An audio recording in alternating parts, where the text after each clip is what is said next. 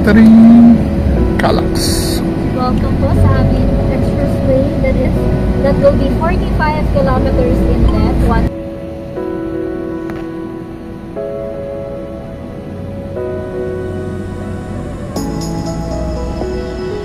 Okay, finally nakabalik kami tayo dito sa Taal Volcano. Hindi pa pwedeng pumunta mismo doon dahil no man's land pa yun hanggang ngayon. So, slowly.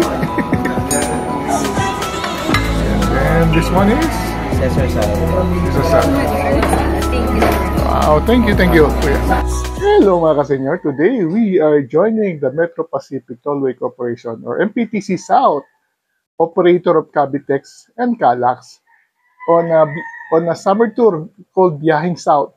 So pupuntahan natin ang ilan sa mga attractions sa Cavite and Batangas plus yung mga facilities ng MPTC. So tara na! Biyahing South na tayo with MPTC. Let's go!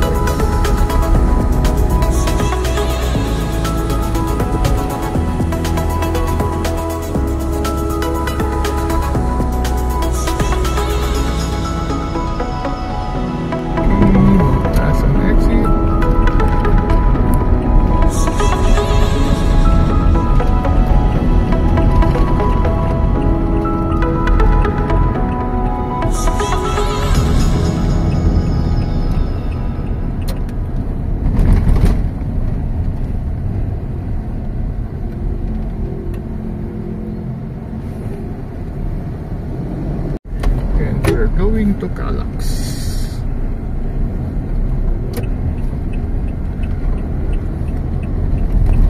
Yan kaya sila. Parang ito na sila.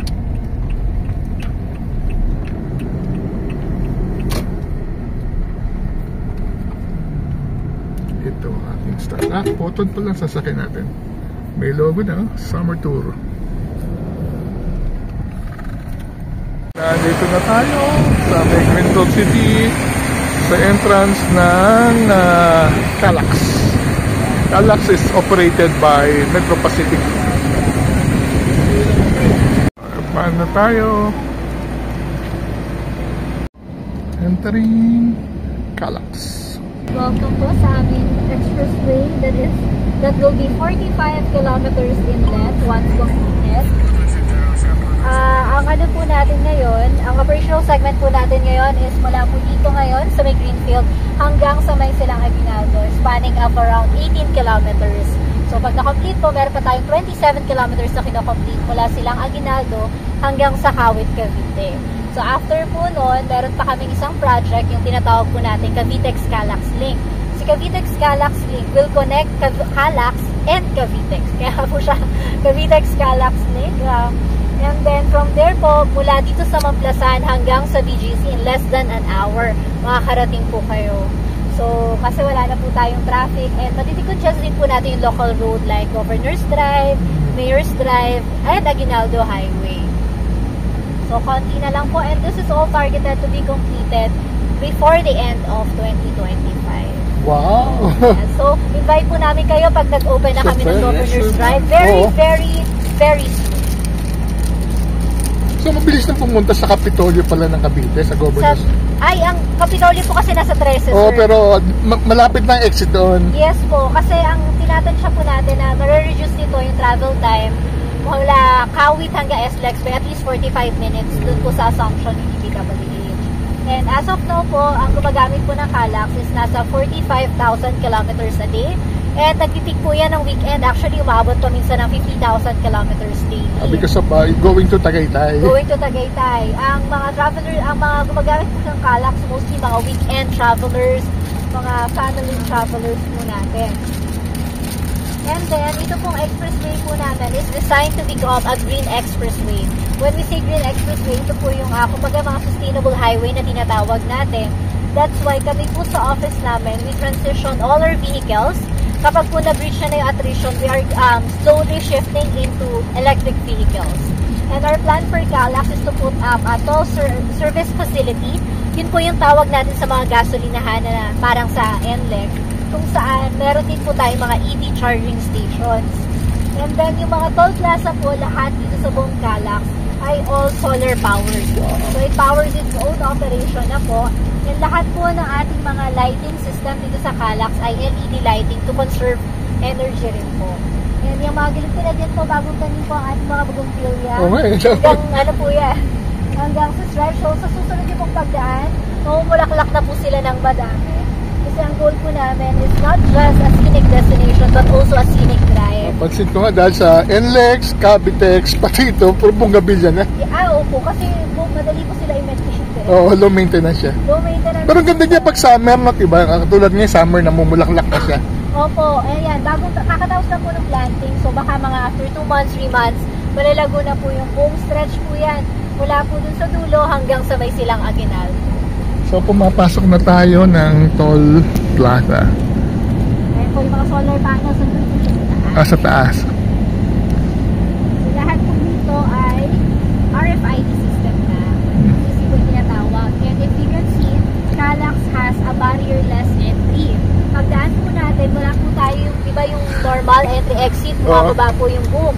Dito po, barrierless entry because we capture your okay. Yun po yung camera na pagdaan. Walang barrierless. Yun po ay automatic license plate recognition system na nag-aalaw po sa kaya mabilis. Yung entry. Ano po, sir? Kaya mabilis pala dito. Yes po.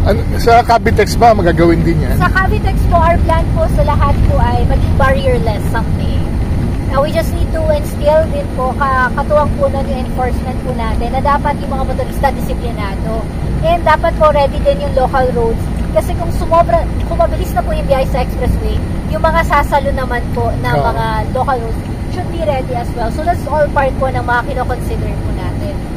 And yan, meron po tayong sound barrier. Pag nakikita nyo po yan, usually we put it up kapag may church zone, community area, or residential para po ma-mitigate yung noise dun sa ating ma-affect na communities. And meron din po tayong mga automatic speed detection equipment na nakalagay po dun sa mga gantry. Yun po yung madadaanan natin ngayon. Anong maximum speed dito? 100 kilometers per hour po tayo. Ayan po siya. And then, every 2 kilometers, meron po tayong emergency call boxes. Okay. Na 1 click away lang po, pwede nyo na pong ma-contact yung aming traffic control room para ma-assistihan po kayo. May camera na rin po yun. So, kung hindi nyo alam, ay nasa Calax po ito, alam na po nila kung nasan po kayo. Bukod po yan sa 24/7 CCTV monitoring na ginagawa and roving ng patrol. So, nasaan ang ano nito? Yung parang kita mo lahat yung camera. Nasaan yung... Dalawa kami. Yung isa po na doon sa Calax, sa may customer service area. And then yung isa po nasa office namin sa mismo sa Imus. Kasi doon po sa Imus, yun po yung gagawin namin na parang traffic control room system. Nakita po yung both Cavitex and Calax. So pag may nasira, makikita nyo kaagad at mapupuntahan kaagad? Opo, ganun po yung ginagawa po natin. And then, kung meron po kayong Drive Hub app, pwede rin pong tumawag ng roadside assistance po doon. So, pili na lang po kayo, Facebook, tawag, or kumalaw lang po kayo sa mga cameras natin para baka hindi po... So, every 2 kilometers may camera? Yes, every 2 kilometers po yung emergency call box that has a camera installed. So, both sides po yun, except dito lang sa mataas na portion po natin. So, kapag naligaw ka po, may mga kilometer marker din naman po tayo tinatawag. Bumagas yung sasakyan. Pinaka-legal problem po namin talaga lagi ay mga tires.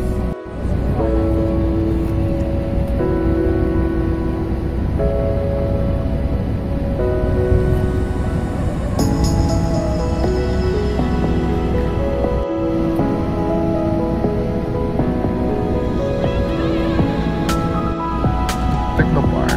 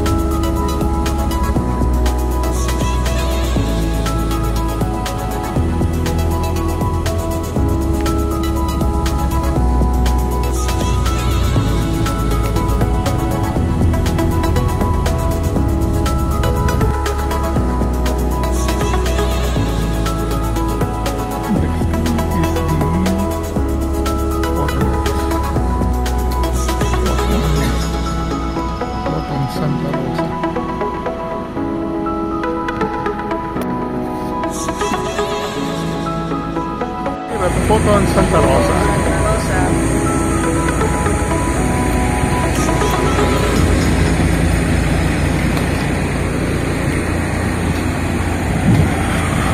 Ito yung ginagamit natin sa sakyan. Official mobility partner natin ng Photon ng Summer Tour Biyang South. So here's the Photon showroom dito sa Santa Rosa. Pasok tayo.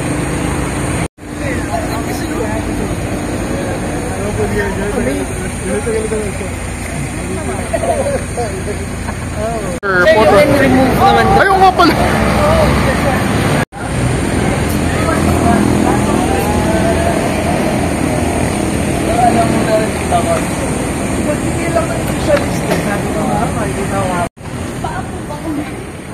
Morning! Good morning!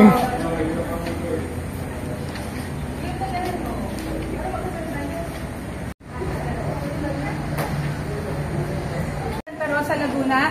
I'm Miss Rhea. I'm the marketing assistant manager for Photon Philippines.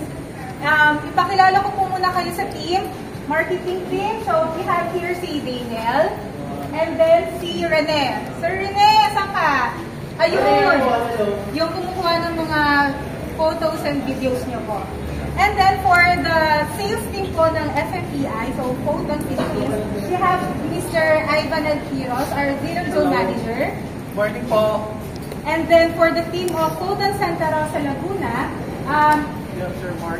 nandito sila Sir Mark. Sir Mark, please introduce your team. This is our sales team. First, Miss Narcisa Esmero. Sige, kaya Then, Miss Suela Gagari.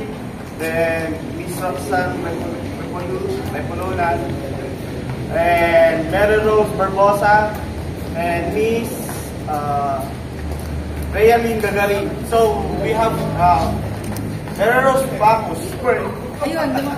Then we have our sales team leaders, Paolo Nakita, then Miss Jindri Montegrande, then that's what Polly Boy as of now is JB.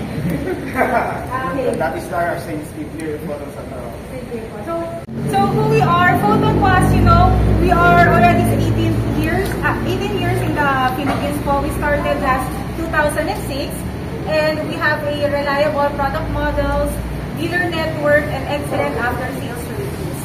So diversified din po ang portfolio ng Photon Philippines from commercial vehicles, and then now going to passenger vehicles. And aside from passenger vehicles, from commercial to passenger, we are now going through, kumbaga kinukuha, mayroon na rin kami complete line-up for the full electric vehicles and also for the lifetime models po.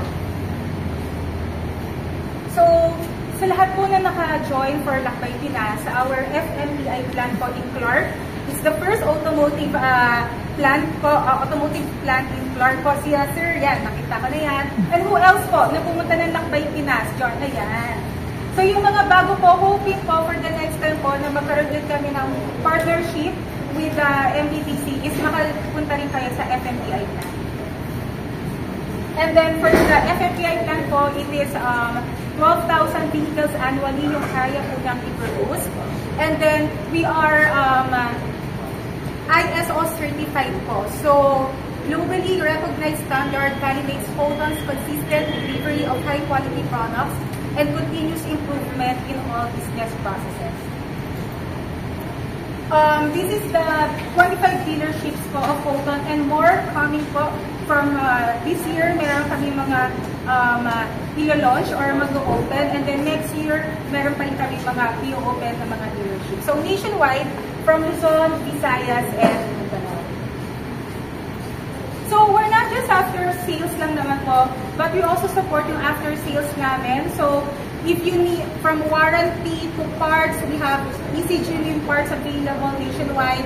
We have 24/7 easy mobile on-site assistance, and then yung mga roadside assistance po. Minsan kung meron kayong mga travel po kapag mga Holy Week, nandiyan kami sa mga gasoline station nakaantabay for roadside assistance. So this is the complete, actually from heavy equipment to heavy duty trucks. Yung mga heavy duty trucks yun yung mga may karga-karga na yung naghihila po. So yan yung mga yon, medium duty trucks, light duty trucks, and then light commercial vehicles, passenger, pickup vans, and then the full electric vehicles. And speaking of full electric vehicles, ito na po, si Photon po ang #1 yung mayroong complete line-up for full electric vehicles. If you need a electric vehicle na pick-up, we have the Thunder EV. Our passenger, the Transvan Cargo. Earlier po, ang nasakyan niyo po kanina, yung service unit po natin sa Traveler, and that's 16 and 19 passenger. For Transvan po, we have 13 and 15 seating capacity. So we have also here yung mga trucks po, pang commercial vehicles. And then ito yung mga malalaki namin for full electric vehicle, 100% po full electric, our EST tractor head, and then the vans, and then light commercial vehicles. I would also like to share po our market share in the Philippines po versus China brands. Based on Campi report, Photon Philippines ranked 3rd. And then for the commercial vehicle share, we are ranked 2nd naman po. So 2nd to Isuzu. Number 1! Ang Iris! Ang buddies, ay wala daw po.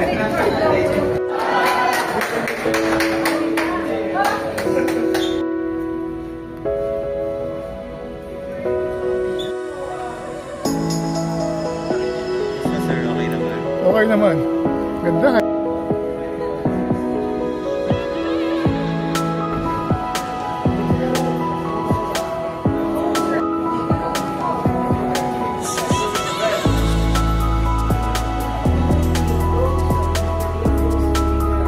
Tama ka dyan, sir. We have to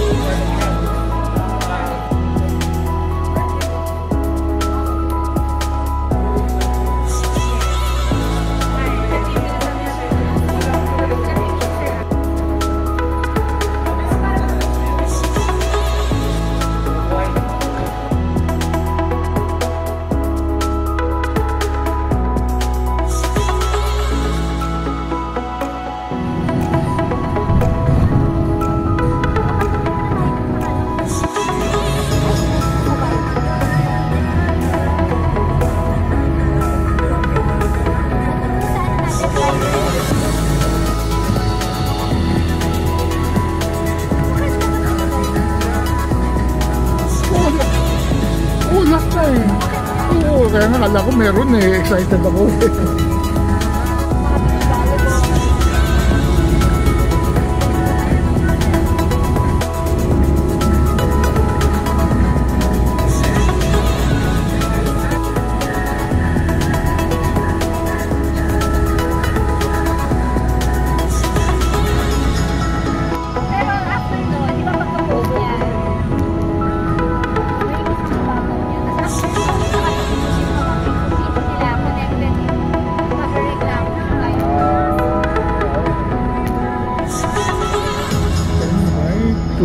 Aguinaldo Highway. Aguinaldo Highway.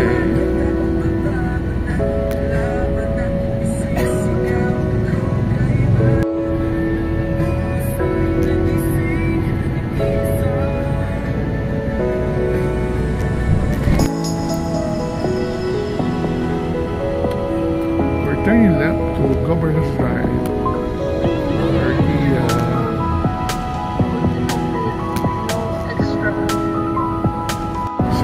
Pasok na tayo sa Calax Project. Dito pala kukonekta yung Calax.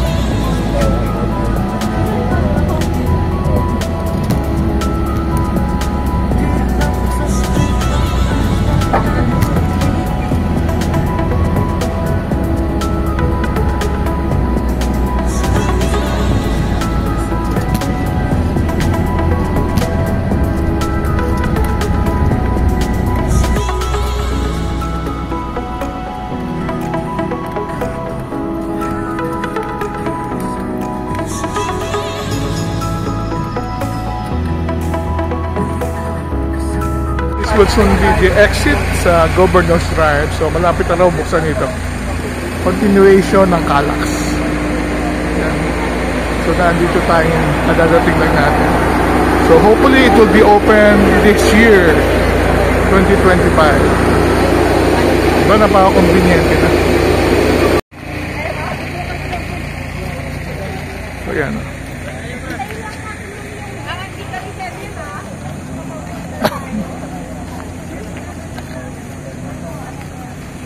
Pasok na tayo dyan.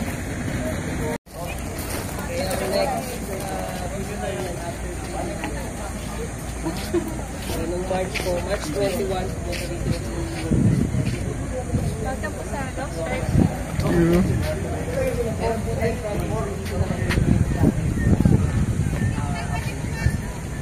Project management team, welcome you dito sa project namin sa Calax. With me, by the way, I'm Engineer Rene Martinez, the project supervisor of Calax, and with me is Engineer Abed Adjan, the project construction supervisor, and our safety officer, Alon. So just to give you a quick prepare sa project namin, Calax or Cavite Laguna Expressway project is a 44.5 or almost 45 kilometer 4-lane expressway starting dun sa Centennial, dito Centennial, Kawit. Papunta ng, kukonekta siya ng SLEX sa may Binyan side, so sa Greenfield property. So, yung Calax project is nadi-divide sa dalawang segment. We call the two segments, the Laguna segment is starting from Mamplasan to Aguinaldo Interchange in Silang. So, it's, ang length po nito nasa 18 kilometers. Ito po yung bukas na ngayon, operational na itong Laguna section. Well, yung ongoing nating construction, itong from Aguinaldo Interchange in Silang, papunta naman ng Kawit. Ito almost 27 kilometers yung ongoing construction natin. Right now, nandito tayo sa Governor's Interchange in General Trias, ito sa Governor Plaza, sa General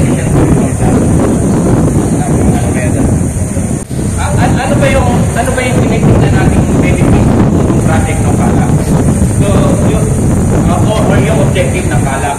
Una-una, yung Calax is, by the way, yung Calax is a joint solicited project na under ng PPP, yung public-private partnership natin with government, which is yung grantor natin, yung DPWH.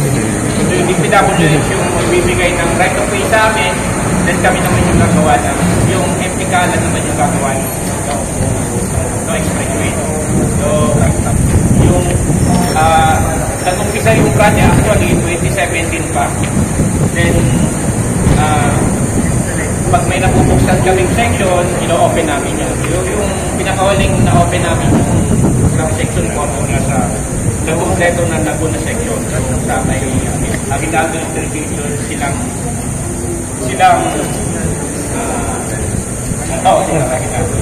area. So yung natitira na lang namin ginagawa namin ngayon, 3 subsection na lang. So, yung isang section 1 covered from Kawit papunta ng Open Canal sa General Trias. So mga ano yan, 9 kilometers yan. So from Open Canal naman, papunta ng Governor's Drive Interchange dito, mga 10 kilometers yan. While yung Governor's Interchange, papunta nung dun sa Silang, mga 8 kilometers yan. So yun ang ongoing construction natin. So, kanina, minamention ko ano ba yung objective ng project ng Kalak. Una, ang objective nito ay support natin yung National Development Policy na to provide efficient transport facilities on the ecozones in Cavite at Laguna. Pangalawa, ma-reduce natin yung traffic congestion, particularly dito sa yung Governor's Drive. Bumabaybay ganyan, nakikita naman yung traffic. Pangalawa, dito sa Aguinaldo Highway, doon, yung banda, traffic din dyan.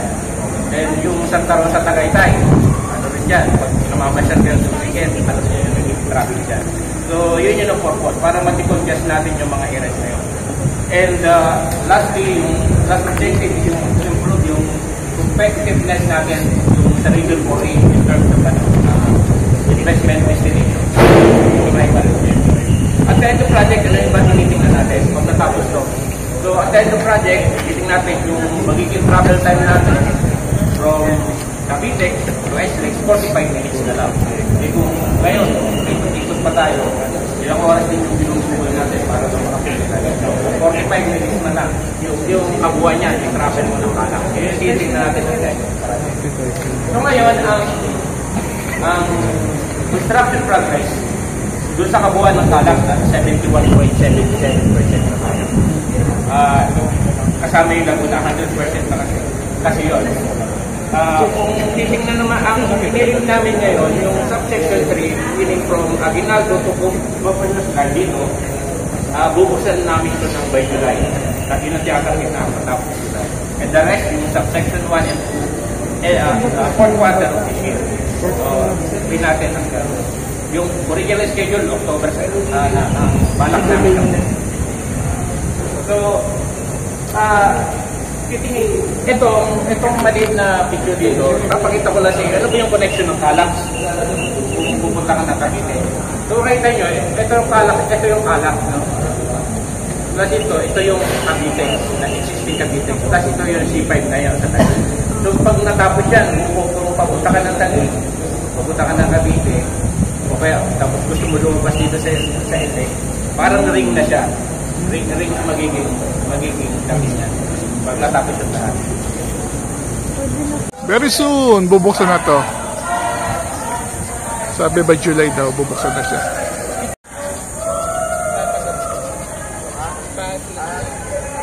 Kaya tinatarget July, so magiging convenient din para biyahin natin from SLEX to Calas, labas na dito sa Governor's Drive sa Metro Mantanas. Yung malapit na rin buksan yung bagong Kapitolyo ng Cavite sa 13 Martires.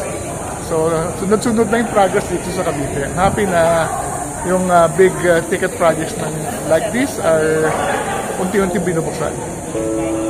Manggahan na tayo. General Trias pa rin. And then next would be 13 Martires. Incur Cafe.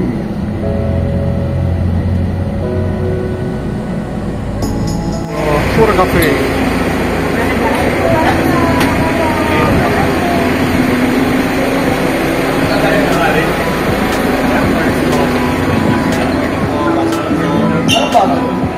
So, summer tour.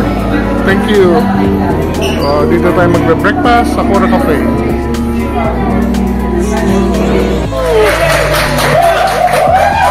Okay, so welcome po sa lahat dito sa Cora Cafe. Let's thank Bonus Stars sa Cora Cafe for hosting us for today's meeting. And of course, for providing breakfast to all of you. So again, lahat ng ating mga breakfast, so exchange na lang po kayo kung ano yung mga listings sa buhay. But if you would like to order additional food po, pwede naman po, just let us know in advance para ma-prepare for them. Like each and every one of us po nakasama po sa tour. Starting off with this one, Juan Miranda, the Integrated Communication Strategy of MPT South. So kami po ang mag-handle ng tour na ito in partnership with DILG-COP, Kalatagan Tourism, and of course our Cavite Tourism Office. So this tour is brought to you by our Global Center Lando, our official mobility partner, Bolton, and of course our partner restaurant, Cora Cafe. And with that, isa po tayo magpapakilala naman para at lahat po yata hindi mapamiliar sa mga new faces and old faces po natin. Bingo game. Kailangan natin order ng lomi. Ang Quiato dito sa Cora Cafe. Cora Cafe. Sa may General Reyes pa yata ito. Okay, may pizza tayo. Si Kuya. Kanya po. Thank you, sir.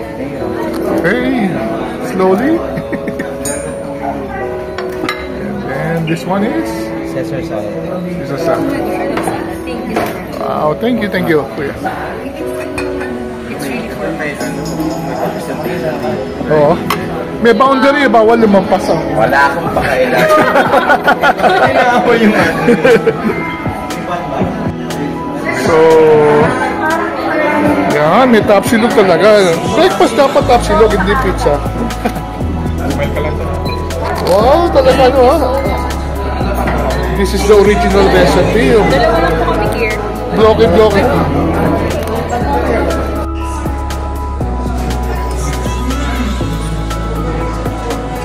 We are already in Tagaytay. So, passing through Sungay Road. Nasa Sungay Road. Question sa amin. Kakapabang pa po ba? Kakain pa po ba kami ng tattoo? Kaya hindi po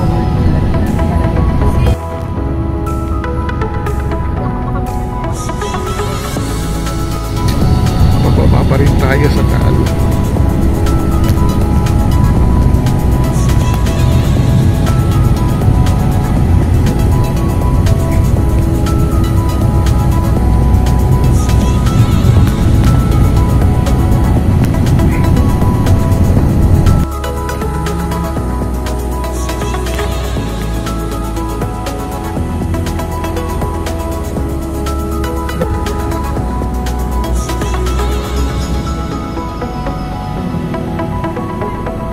You can see Taal already. Island Dreamer, welcome to Barangay Caloocan. So, swimming? Swimming pool o inviting. Nandito tayo sa island. So, sarap ng tubig punta na tayo sa tabi ng lake for the island hopping experience dito sa Taal.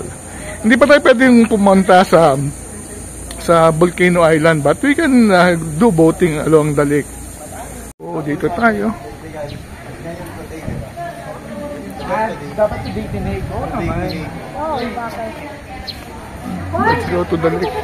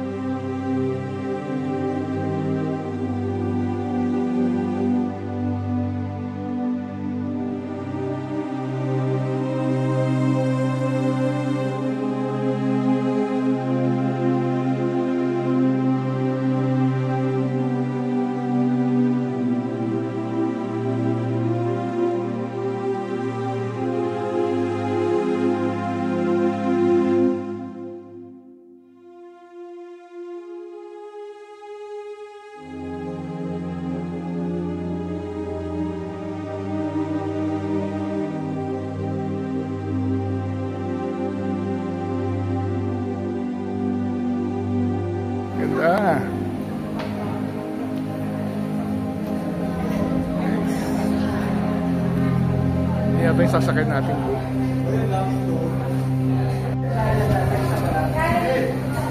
Yan na yung lake.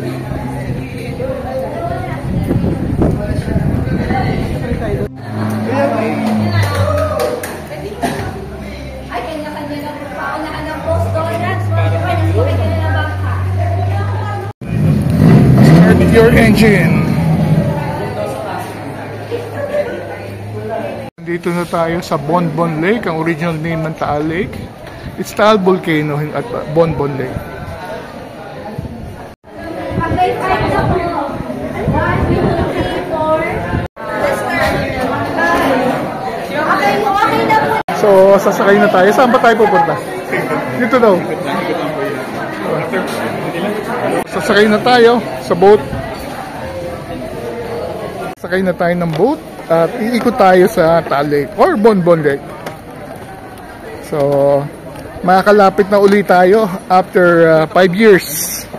Ang huling biyahe natin dito was 2019. Side kayo naman, sir. So, we are returning finally sa Taal Lake after 6 years. Ang huli natin was 2019. Nakapunta tayo doon sa mismo sa loob ng Crater Lake bago sumabog. Sige ma'am, diretso po. So, tignan natin kung saan tayo makakapunta.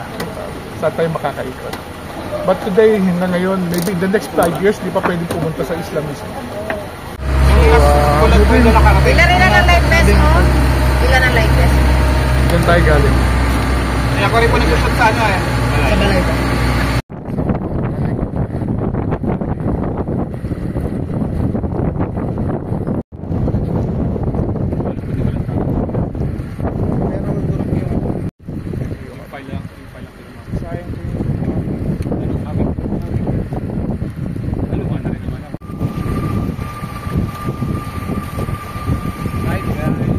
Hi guys, 40 days vlog.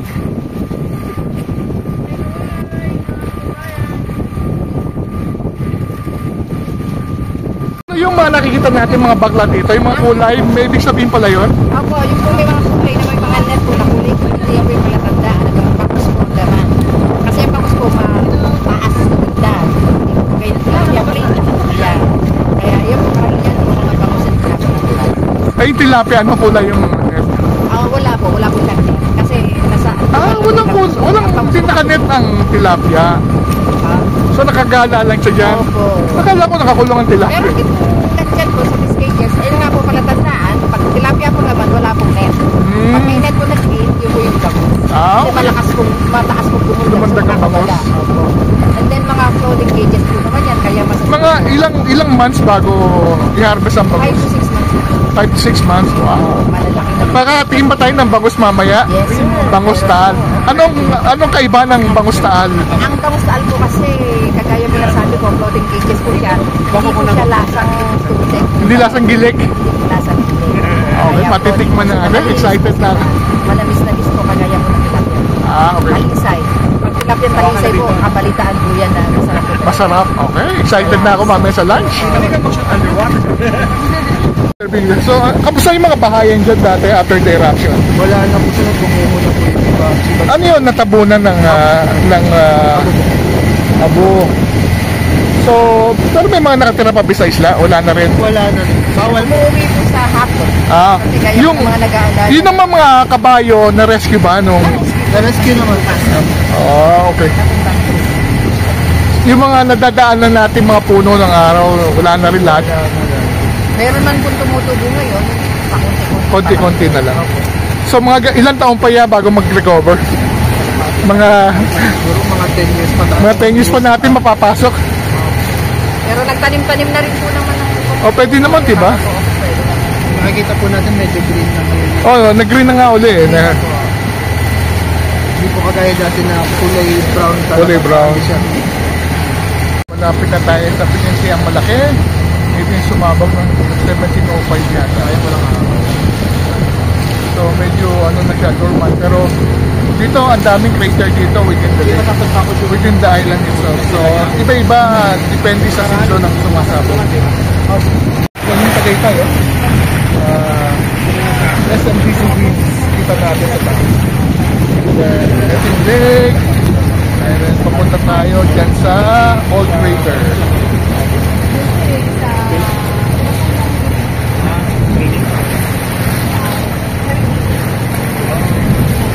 Getting close to the island after the 2020 eruption. So, boat, makakalapit naman pero hindi pwede pumunta sa isla. Depende rin sa Sa gitna ng Crater Lake. So, medyo ano pa rin siya, hindi pa tinutubuan ng Pilipinas. mabagalan naman. Pero ibang area medyo okay.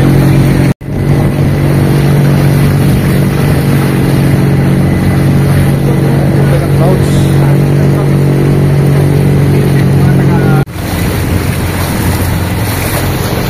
Malapit na tayo sa Old Raider.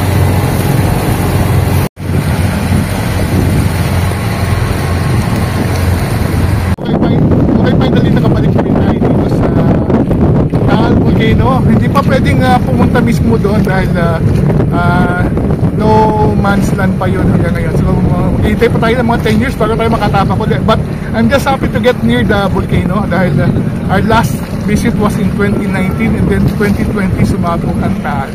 So, lagi namang ano yun nangyayari yan. So, I'm just happy na ngayon nakikita na ulit natin finally slowly going back to its old self. Nagiging green na uli. Pero matatagalan bago pa natin makita yung green na Taal na nakita natin. So, last look bago tayo bumalik sa inyong dating at Taal Volcano.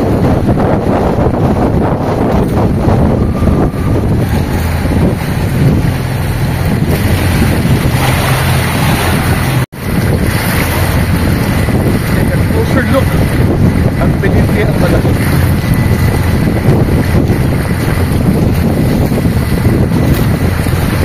Cloud formation, oh.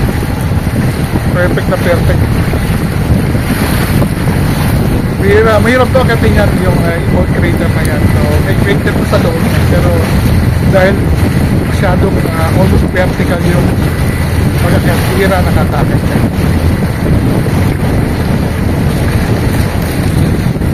Nice. First time na natin nagapit talaga dito. So slowly nagre-recover na yung vegetation. So may mga nakita tayong mga ibon na nakadapo sa mga sanga-sanga ng puno.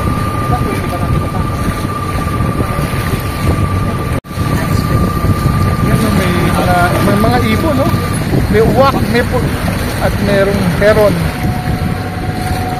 May lang tayo nakalapit ng ganito. Ayun, no? Nakita niyo mga ibon. So, yung mga, yun, at dami, grabe, oh. Yan. Sundan tayo ng mga ibon. Happy sila at may bisita na uli sa isla.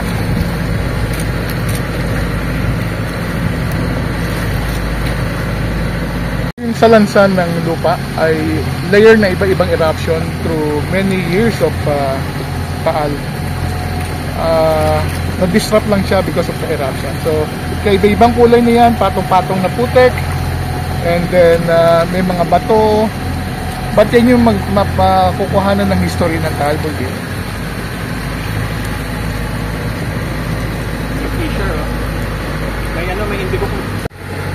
Iba-ibang kulay ng putek, bunga ng iba-ibang billions of years of eruptions. Nagpapatong-patong sa iba-ibang taon, pero ngayon makikita mo dahil na-expose siya. Ganda ng ginawa natin. Yan, mga ipon. Ayun, kulay blue. So yung nasa ilalim are indication na corals siya dati, na dati siyang part ng dagat. Yan, ito. Corals yan. Yung ilalim na yan. That before 1751, saltwater tong Taal Volcano. Ito bahayan. Odong pa. So, wala na talaga yung bahay ng araw. Natabunan na siya. Bubol-bubol na yun. Sabi na gawa nila. Kaya tayo naman nagpapagay. Umuwi din sila. So, di sila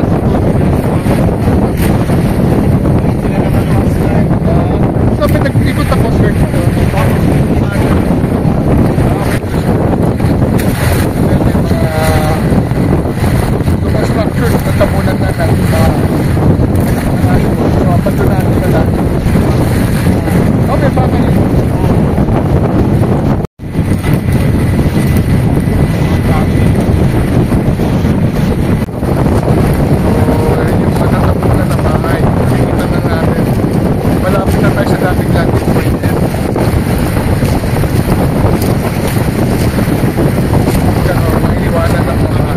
bahay na bato.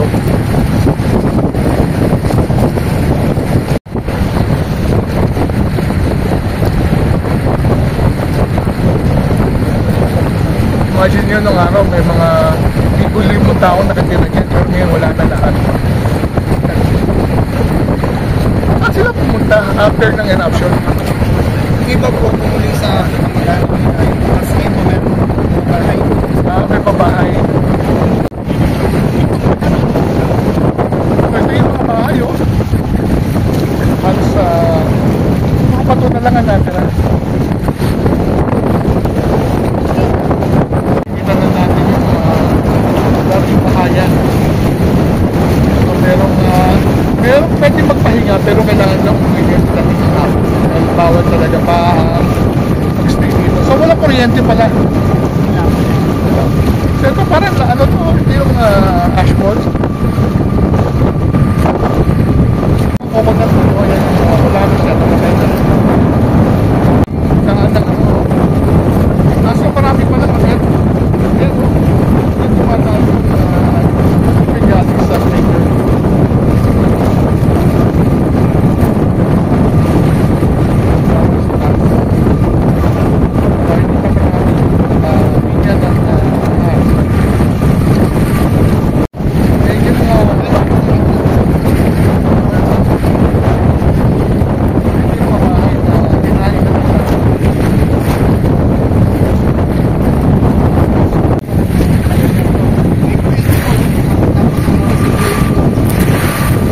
Yung part ng plate na yung nakikita natin sa taas. Ako. Ayan na yung plate na plate.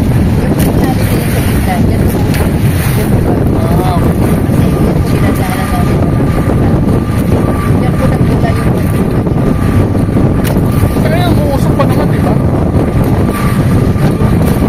Pag umaga makikita. Ito yung pinakapuntahan natin para reception pag nag-register kayo sa tumitin.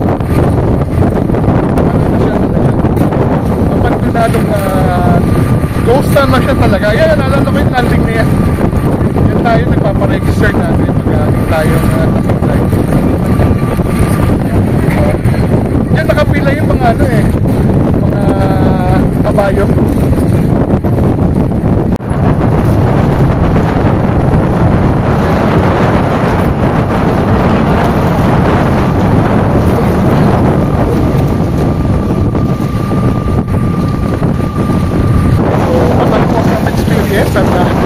After so many years, nakabalik na ulit tayo.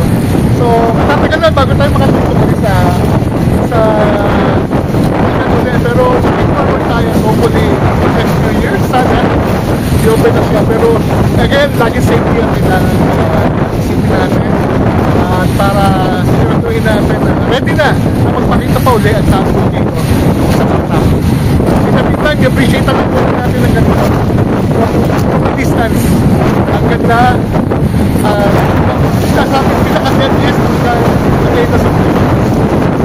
See you soon na. Hindi na yung pagkain. Tayo ito first. May pa sinigang. Ready na tayo. Tara. Mas malapit na. Ano ba punitin mo dyan, ma'am? Ito tawilis. Ito galing talaga.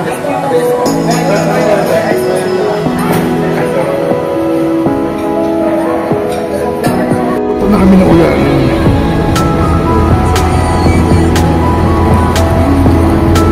We are going to our next destination. Kalatagan.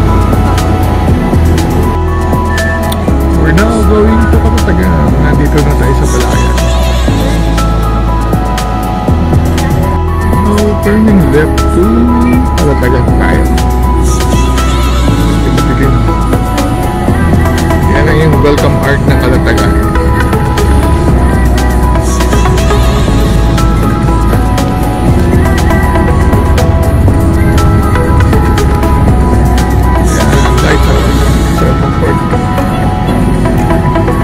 Hello mga ka-senior, katatapos lang natin ang day 1 ng ating biyaheng south with Metro Pacific Tollway Corporation o MPTC, the operator of Calax and Cavitex. It has been a very hectic day, dami natin pinuntahan. Nag-umpisa tayo, doon tayo nag-assemble sa may Calax entrance sa may Mamplasan, wherein we were able to learn about the operations of MPTC sa may Calax and their future plans to connect Calax with Cavitex. Hopefully, ang plano would be maybe this year or next year, pwede na natin bihihin yung about 47 kilometers from Kawit Interchange all the way to Mamplasan para ma-connect tayo sa SLEX. So after going around Calax, ang first stop natin ay ang Photon dealership sa may Santa Rosa. It is one of the biggest dealership of Photon, wherein we were able to learn that Photon now has a full range of commercial vehicles from light duty to heavy duty to passenger vehicles, and they are now specializing also in electric vehicles, particularly electric commercial vehicles.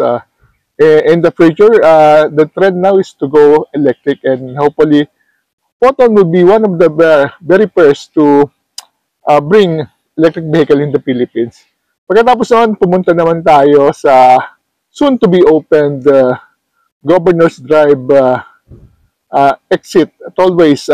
Malapit na raw, hopefully by July, pwede nang bumiyahe from Mamplasan all the way to General Trias via Governor's Drive exit. So the future of Calax is very bright, considering na ang plan talaga is to connect Calax, SLEX, and Cavitex through Calax. So hopefully one day, mababalikan uli natin at makakabiyahe tayo seamless in 45 minutes from Kawit all the way to Mamplasan. After that, breakfast na syempre tayo. Nagpunta tayo sa may Cura Cafe, doon sa may General Trias din, at nakatingin tayo napakasarap na breakfast. Ang sarap na kanilang tapsilog. This is the Caviteños version of the tapa. So, napaka-tender ng beef at saka napaka-juicy. And then, syempre, may sinangag at itlog. And then, meron pa mga kasamang pizza, Caesar salad, at iba pang mga cakes at saka napakasarap na mga drinks. Pagkatapos doon, bumiyahin naman tayo, pakit ng Tagaytay, and then bumaba tayo sa Metalisay para umpisa ng ating Taal Lake exploration. So, alam naman natin na sumabog ang Taal Volcano noong 2020. At since then, medyo sarado ang Taal Volcano Island. But, ngayon, pwede na tayong mag-ikot sa Taal Lake mismo. At pwede tayong lumapit, medyo malapit sa Taal Volcano. It's good to see na unti-unti nagre-rehabilitate ang Taal Volcano. Medyo from dating parang disyerto, may nakikita na tayong portions of greens and blues and iba pang color.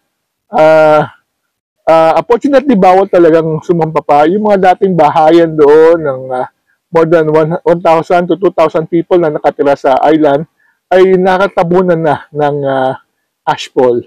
After that, pahinga muna tayo at bumalik tayo doon sa may Talisay, sa may Barangay Caloocan, at kumain na tayo ng napakasarap na lunch. Ang nagustuhan ko doon yung hipon, yung tawilis, at saka yung lechon kawali.